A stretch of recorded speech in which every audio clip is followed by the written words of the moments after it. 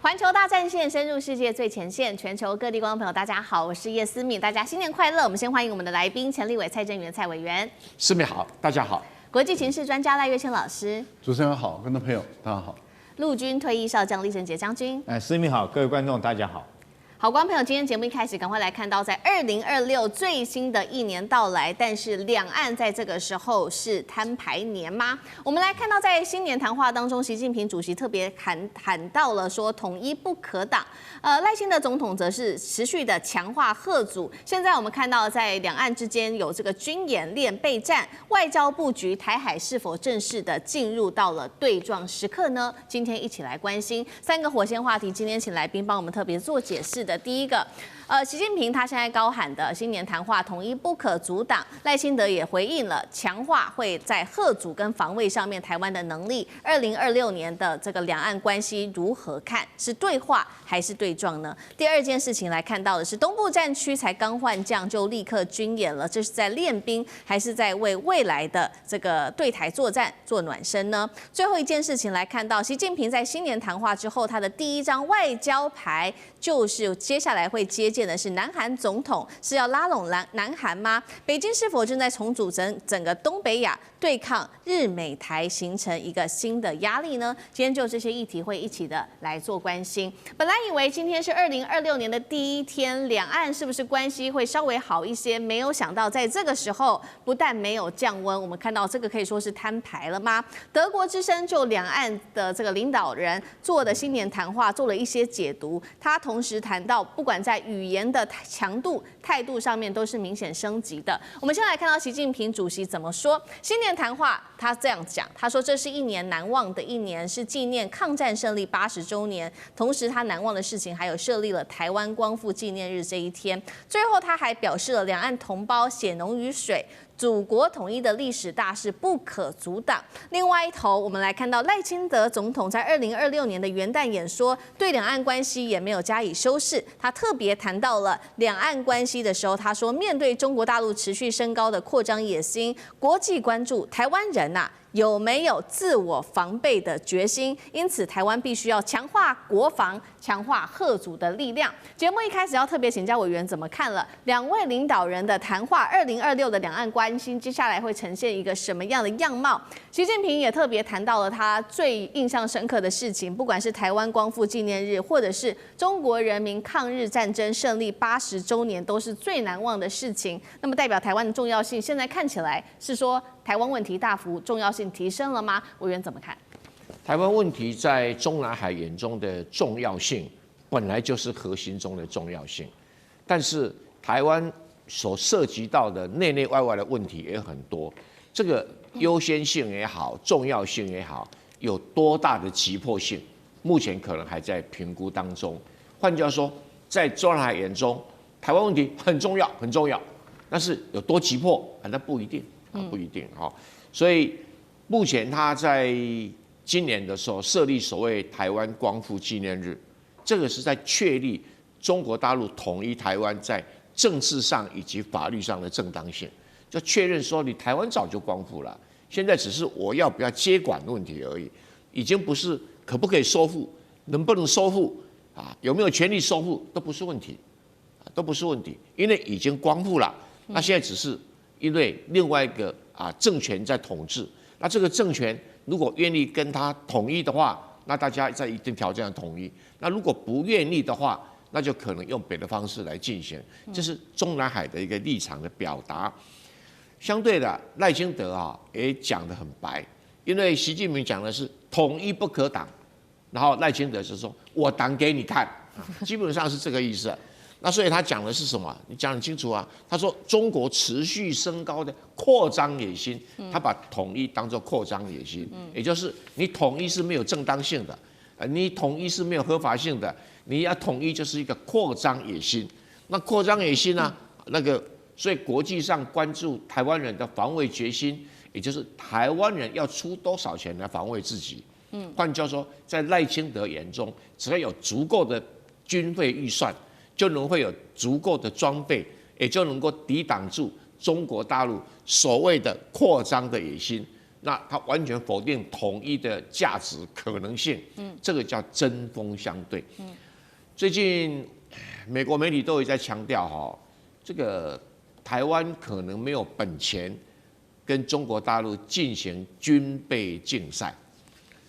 我认为不是有没有可能，根本不可能。这前提先确定下来，所以他所谓的台湾要有自我防卫的信心，你人有那么多吗？没有啊。绝对少数啊。那第二个，你的武器有比他精良吗？没有啊。而且台湾向美国买的武器，跟大陆自己做的武器，品质上没有好到哪里去啊，但成本至少贵了快2倍到3倍。而在一场战争里面，大家知道再贵的武器啊，都很容易当废品来处理。你看看这俄乌战争啦，一部坦克车坏了更没有时间修理啊，稍微一个故障就丢在战场上啊，那无人机就来啦，那什么海马斯火箭啊，拉出来只要被3D 定位，马上被炮弹击中就没了。所以军品是很容易消耗掉的东西，那会这么容易消耗，就要容易补充。那现在问题来了，台湾容不容易补充啊？大陆容不容易补充？大陆它自己生产线开动就可以生产很多的枪炮弹药、导弹一大堆东西出来，台湾都还要，美国卖多少，价钱多少，讨价还价，最后贵的要死。那美国国务院再抽一手，哇，那个毛利率高得不得了。它本来就比大陆的贵了，效能有没有比大陆好？没有啊，性价比很差。所以相对之下，台湾有什么条件去跟大陆做军备竞赛？那没有军备竞赛的话，倒回来赖清德说没有自我防卫的决心。那好了，请问赖清德先生，如果我们给你5%的 GDP 作为国防预算，你能干嘛？他事实上什么他也不能干嘛。那我们说这个国防预算里面拿出一部分来增加军人的薪水，他说不行，不行，绝对不行。那不行的话，你买那么贵又没有什么太多功能的武器，你要这些薪水那么低的人去操作这个武器，同样的武器在韩国、日本跟美国是一样的。可是问题是军人的薪水不一样，士气当然不一样，而且民进党很荒唐，他说军人不能讲薪水，讲酬劳就是雇佣兵。那 OK， 我也听不太懂，军人就不用缴房贷啊，军人就不用养家活口啊，那军人就是只是领一点点薪水，比韩国的薪水都还要低耶，更不用讲跟日本跟美国比啦，那你还要砍这个军人的退休金，那谁要当军人啊？难怪无法满编啊！那你军队无法满编，你买那么多武器有什么用？那你又能够展现自我防卫的决心吗？所以一环扣一环，赖清德从头到尾就在说一个他自己听不懂的话。那现在只差一个，习近平他讲的话里面讲说统一不可阻挡，现在人家在阻挡你统一，就考验你统一不可阻挡，你到底能够有什么本事让他不可以阻挡？而不只是一再的宣誓，绝不答应啊，这个反对到底，那最后他还是整天给你唱反调啊，你还是统一不了啊，所以统一到底是要把它搁着啊，慢慢磨，还是这个要快速处理，多快处理？从习近平的讲话里面，目前看不出来。好，谢谢委员。所以我们看到现在在新年谈话中，两岸的政治问题仍然是领导者双方是针锋相对的，政治的叙事升高了。我们也看到军事动作上面其实也马上的跟进了。现在在这个，其实在中国大陆这一次的军演之前内部也发生了这个阵前换将的一个事实。我们先来看到是在12月31号的傍晚6点多，解放军的东部战区突然间宣布正义使命2025演习已经圆满完成任务，前后是连续3天。就在这个时间点比较敏感的时机点，是因为呢路透社爆出了一个消息，说东部战区的原司令员这一位叫做林向阳，他在2025年的10月份曾经因为涉嫌严重的违法跟违纪遭到开除党籍、军籍，之后是接掌人是由杨志斌来接掌，接着呢，习近平就将杨志斌晋升为上将，主要负责的就是对台作战。那么，因此这次军演也有加强他的战备跟巩固作战的象征性。为什么会在这个时机点阵前换将？另外，这一场军演对于内部战力的提升又有什么样的意义？将军又怎么看？我觉得这次的阵前换将反而凸显出东部战区所有对台的作战计划都已经以真完备这个不受一个主观的撤换主观换人的任何影响。其实一个部队来讲的话，除了说司令员之外，各级也都是主观。那我们知道，一个军队指挥不是靠指挥官一个人去指挥的，那个是拿破仑作战时代。拿破仑他那种领导方式叫锦江式，就是骑马的时候，你把那个马缰拉得很紧，叫锦江式就是靠他一个人。所以我们都知道，拿破仑作战，他一个人就要骑死好几匹马，他真的到每个地方他去指挥一下，就靠他一个人。但是德军最重点的是，他一个参谋作业很重要，他完全是一个参谋作业。那主官做什么呢？主官做精神士气的一个领导最后下达决心啊。我们知道，如果说一个参谋组织作业健全来讲的话，主官其实影响不大。然后，但是主官最主要是维气士气最重要。那这次我们看到这个原来的司令员林向阳，他因为这个军纪的问题被革职嘛，所以我觉得，因为他是军纪问题啊，官兵也都很清楚。所以不受到任何影响，他短短立刻换了一个新的指挥司令员，就立刻可以指挥这么庞大一个、这么复杂一个军演。我觉得反而凸显出来东部战区的一个参谋作业是非常完整非常完，任何一个人来他都可以担任这个指挥，都可以随时遂行对台作战。我这边举一个战史来当做佐证。第一次世界大战的时候，德国跟俄国有一场很有名的战役，叫坦能堡会战刚开始，原来德军的指挥官指挥的并不是很好，所以阵前也是阵前换将，换上一个人叫辛登堡辛登堡元帅。他坐火车下了火车之后，他的军团参谋长到火车站去接他接到他以后，从这个火车站回到司令部的路上，光这段路他就将他做完整个战场的简报。做完以后，第一案、第二案、第三案，就辛登堡只讲一件事情，说我们采第一案，然后就开打了，第二天就开始开打，然后在坦能堡获得绝大的胜利。这叫做什么？这叫做一个完整的一个组织应该这样。军中来讲的话这个我们经常在军中经常讲一句话。最笨的人是靠自己就像拿破仑一样，只靠自己一个人，所有凡事你都管到底，到最后你就累死第二等人是什么？是靠干部，你只用你自己的心腹在做事，靠你的心腹去指挥。那最高等的指挥官，他是会用组织那军中有很好一个组织嘛，我们讲整个一直参谋作业系统，从人事的、情报的、作战的、后勤的，甚至于政治作战的，有一个完整的系统。然后当然，所谓参谋长就是负责这些所有参谋的整合跟规划，然后最后由指挥官来下达一个决心，他要做什么事情。另外，我再讲第二个例子，在诺曼底登陆，大家都知道，那么庞大一个复杂的战役，指挥官是艾森豪元帅。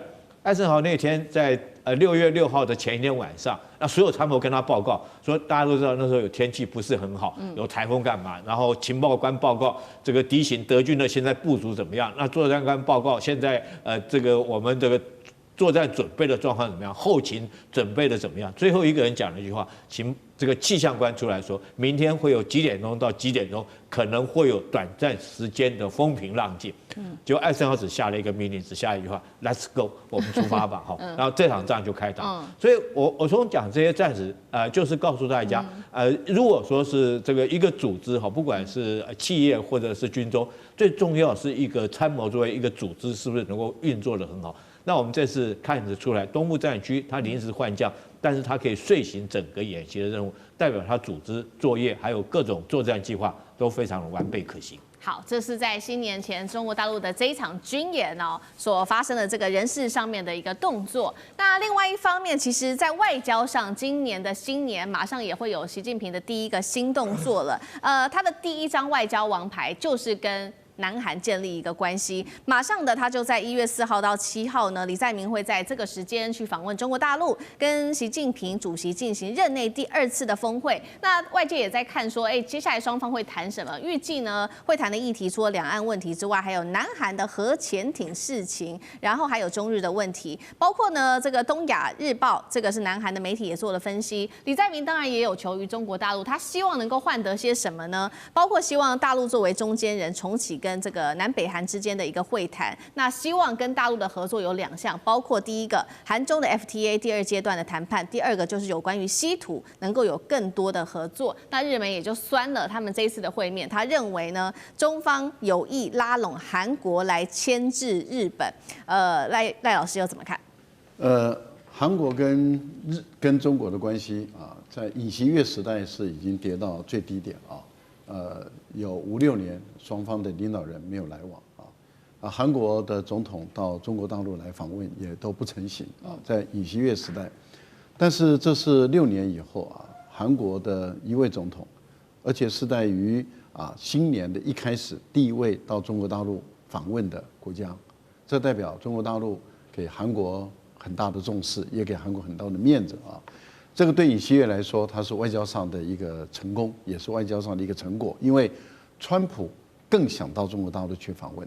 川普曾经主动的说，他希望能够在这个元旦之后，在中国的春节之前，也就元月到中国大陆来访问，而中国回给他的是说太冷了，温暖一点再来吧，所以川普也很开心，说4月份会到中国访问，但是这个李在明却在元月4号到7号4天的访问，这代表什么？代表川普在中国的眼中把它往下放，而把李在明往上抬了一点。那李在明怎么做到的？李在明当然就是因为在这个高市早苗挑起了台湾有16，日本有4的时候，在中国跟日本之间要选边站，美国当然希望这个韩国选边站，日本也希望韩国选边站，说我们有美日韩的3角军事同盟关系，我们还有大卫营模式那你应该要选我这边嘛？李在明的态度很简单，就是我不会选你这边，我不选边站。那在台湾这边军演开始的时候，两岸之间的关系，美国跟日本也当然希望韩国能够表态嘛。韩国也说我不淌这个浑水，这不关我的事。那这个道理很简单，就是整个打脸了美国驻韩国的陆战队司令。美国驻韩国的陆战队司令他扬言，他把地图倒过来看，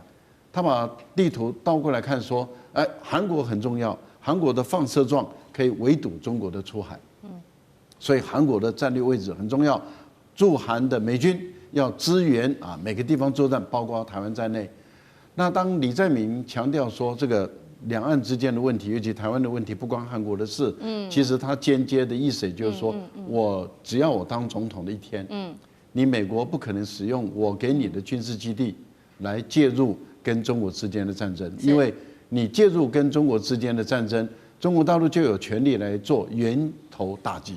源头打击的意思也就是说，它可以对于使用军事基地的地方做打击，那基地是在韩国对，所以等于是它不会允许美军驻守在韩国的军队介入这个战争。如果你要介入，你先转到日本的军事基地，你再从日本来打，你不能从我韩国来打。这样的一些动作，当然对大陆来讲看在眼内嘛。那也就是说，李在明既然有意愿要缓和跟中国的这个关系，不像尹锡悦那样在国内挑起仇中反中的运动，在国际上跟美国人站在一起，跟日本人站在一起来对抗中国。那对于大陆来说，这个当然是可以交往的好，核潜舰的问题就不大了。为什么说不大？第一个就是美国会做到什么程度，不可知。第二个就是美国会把相关的核军事的机密给韩国吗？我们未可知。第三个就是韩国要这个核动力潜舰要干嘛？要来对付中国吗？还是对付俄罗斯？还是要对付日本？还是要对付朝鲜？最后一个就是韩国一旦开始启动的核潜舰启动中国大陆马上可以在联合国在国际上要求你，既然启动的核动力潜舰，那凭什么国际间要对于朝鲜实施因为核武而实施制裁？那要求要解除对朝鲜的制裁，这个你以为是对美国来讲，对韩国来说，哎呀，我有核潜舰，其实这个也可以帮朝鲜来解套。那也就是说，如果联合国的安理会不处理，或是投否决票，中国大陆跟俄罗斯也就不会再遵守这个美国当初所推动的对于朝鲜的这个核制裁。那这个朝鲜不是就解套了？所以我觉得问题没有想象中那么大。那你说，中国会不会利用李在明去向日本施压？不需要了，李在明已经在还没有去中国之前已经表态了，还需要再施压吗？好，谢谢赖老师。那我们休息一下，马上回来。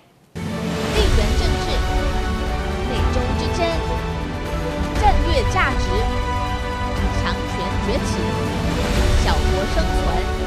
现在与未来洞悉事件走向，掌握世界脉动，全球观点尽在环球大